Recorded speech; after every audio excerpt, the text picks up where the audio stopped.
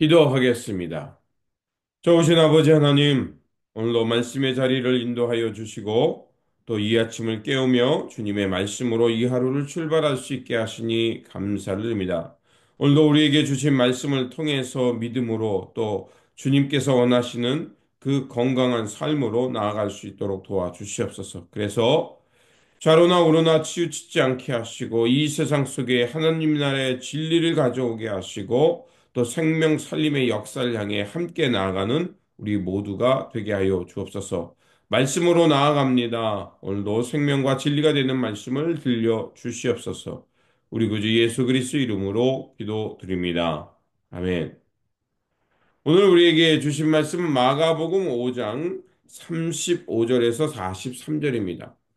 아직 예수께서 말씀하실 때 회당장의 집에서 사람이 와서 회당장에게 이르되 당신의 딸이 죽었나이다. 어찌하여 선생을 더 괴롭게 하나이까? 예수께서 그 하는 말을 곁에서 들으시고 회당장에게 이르시되 두려워하지 말고 믿기만 하라 하시고 베드로와 야고보와 요한의 형제 요한 외에 아무도 따라옴을 허락하지 아니하시고 회당장의 집에 함께 가사 떠드는 것과 사람들이 울며 심히 통곡함을 보시고 들어가서 그들에게 이르시되 너희가 어찌하여 떠들며 우느냐 이 아이가 죽은 것이 아니라 잔다 하시니 그들이 비웃더라. 예수께서 그들을 다 내보내신 후에 아이의 부모와 또 자기와 함께한 자들을 데리시고 아이 있는 곳에 들어가사 그 아이의 손을 잡고 이르시되 달리다 굼 하시니 번역하면 곧 내가 네게 말하노니 소녀야 일어나라 하심이라. 소녀가 곧 일어나서 걸으니 나이가 12살이라. 사람들이 곧 크게 놀라고 놀라거늘 예수께서 이 일을 아무도 알지 못하게 하라고 그들을 많이 경계하시고 이에 소녀에게 먹을 것을 주라 하시니라. 아멘. 오늘 본문 말씀은 12해 동안 혈우병에 걸린 여인과 회당장 야이로의 딸, 12살 딸을 살리시는 말씀입니다. 회당장 야이로의 딸을 고치신 사건과 혈우증을 앓던 여인의 그 사건이 겹쳐지고 있음을 말하고 있습니다. 그러면 이 두 사건의 공통적인 것이 무엇일까요? 바로 예수님의 능력 그리고 예수님이 말씀하시는 믿음입니다. 예수께서는 야이로의 딸을 고치러 가는 길에 한 여인이 무리들 틈 사이에 끼어 있게 됩니다. 그 이 여인은 12해 동안 그 병을 고치지 못해서 온갖 고생을 했을 뿐만 아니라 자신의 모든 재산을 탕진했습니다. 그러면서 상태는 더욱 악화되었죠. 이 여자에게 남은 것은 단 하나, 예수님의 옷자락이라도 만지기만 하면 자신이 나을 수 있다는 그 믿음뿐이었습니다. 그래서 그 여인은 무리들 틈 사이에 끼어서 몰래 들어가서 예수님의 옷자락을 만지게 됐고요. 그리고 그 순간 예수님은 자신에서 능력이 빠져나는 것을 보시고 그리고서 이 여인을 찾게 되고 그리고 예수님은 그 여인을 향해 정죄의 말씀이 아니라 이렇게 말합니다. 딸아, 내 믿음이 너를 구원하였다. 율법적으로는 이 여인이 부정한 행위를 했고 그 부정한 손길을 통해서 예수님을 만지는 것은 예수님이 부정해지는 사건이었는데 오히려 역으로 예수님은 그 여인을 칭찬하며 그 여인의 믿음이 그 여인의 모든 것을 질병에서 구원했다라고 말씀하십니다. 자, 이렇게 말하고 있는 사이에 그 야이로의 집에서 산 사람이 달려와서 당신의 딸이 죽었습니다라고 소식을 전해옵니다. 모든 것이 포기하는 자포자기 상황에 빠지는 때였습니다.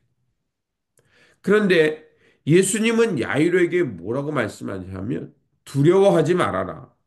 그리고 믿기만 하라라고 36절에서 말씀하고 있습니다. 야이로는 어린 딸을 살리기 위해 절박한 심정으로 예수님께 찾아와 엎드리며 간구했습니다. 그런데 그 길이 방해를 받았고요. 그런 와중에 자신의 딸이 죽은 겁니다. 모든 것이 실패였고 예수님께 달려왔지만 절망적인 상황에 놓이게 된 것입니다. 그리고 회당장 야이로의 집에 갔을 때 모든 사람들은 이제 그 딸의 죽음을 보며 슬퍼하며 울고 있는 것이었습니다. 그런데 예수님은 놀라운 말씀을 하십니다.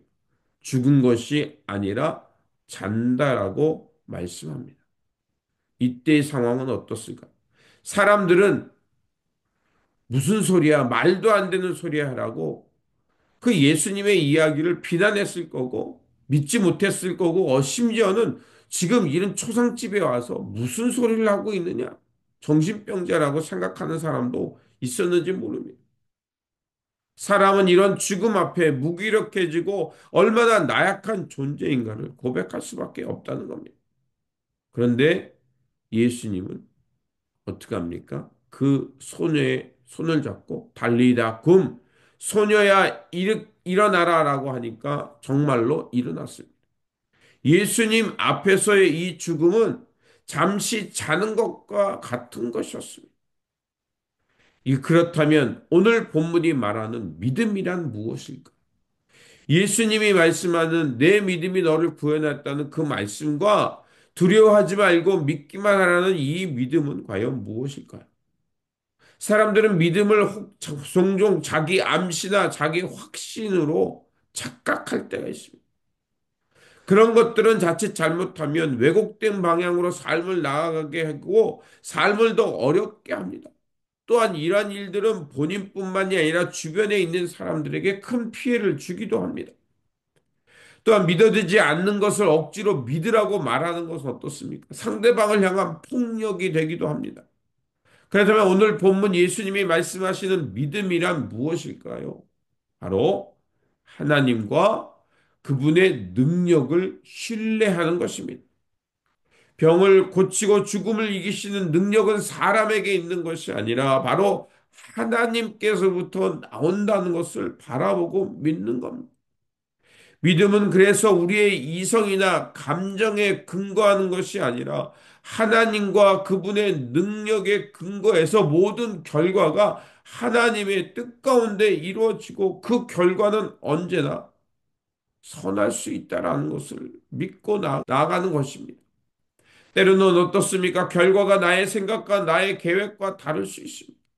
설령 그러한다 할지라도 하나님은 옳다, 선하시다는 것을 믿는 것이 바로 본문이 말하는 믿음인 것입니다.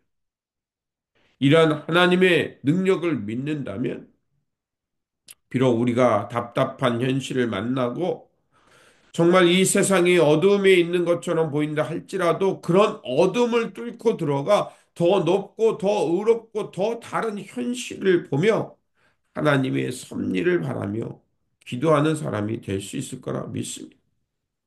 오늘 본문은 이런 세상 절망과 죽음, 그 속에서 그 자포자기하는 상황만 보이지만 그러나 그런 어둠을 뚫고 예수 그리스도께서 오시고 그 어둠의 역사 속에서 생명 살림의 역사를 일으킨다는 것을 믿음의 눈으로 보라는 것이었습니다.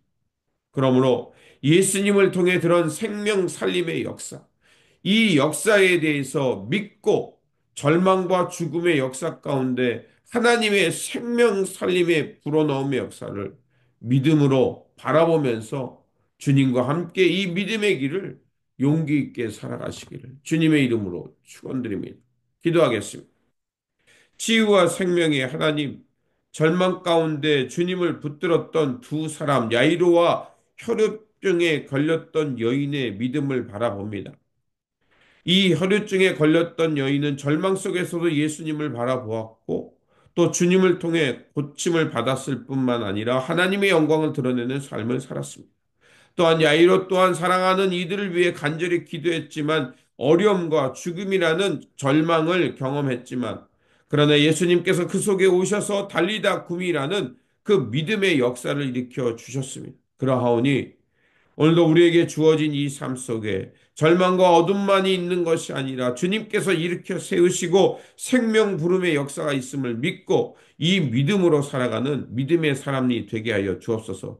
그래서 우리가 살아가는 삶 속에 하나님의 생명의 역사가 있음을 그 믿음의 눈으로 바라보며 용기 있게 살아가는 그런 믿음의 사람들, 예수 그리스도의 사람들 되게 하여 주옵소서. 오늘도 우리가 살아가는 삶 속에 생명과 구원을 가져오시는 우리 구주 예수 그리스도의 이름으로 기도드립니다. 아멘.